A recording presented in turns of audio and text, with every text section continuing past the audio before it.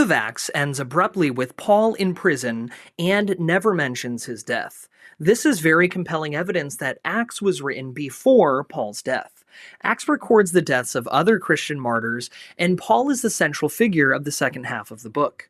We also know with a high degree of certainty that Paul died around the year 64 AD.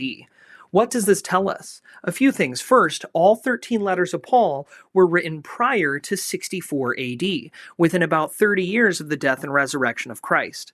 Secondly, Acts is not a standalone, but is actually part two to the Gospel of Luke. But most scholars agree that Luke was written after Matthew and Mark. So, three of the Gospels and every letter of Paul were written less than 30 years after the death and resurrection of Jesus.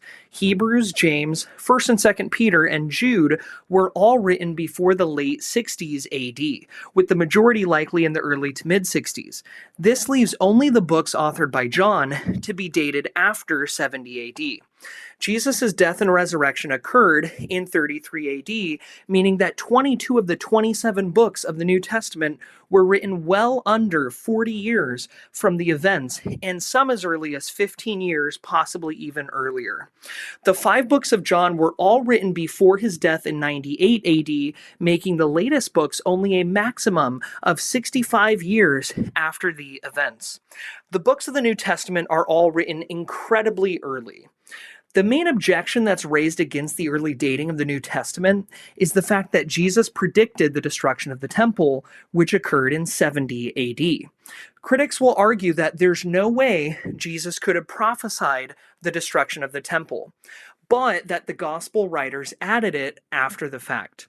This objection not only ignores vast evidence for those 22 New Testament books being written well before 70 AD, including the Gospels of Matthew, Mark, and Luke, but it also might be guilty of circular reasoning because it seems to presuppose that no one can tell the future, therefore Jesus did not tell the future.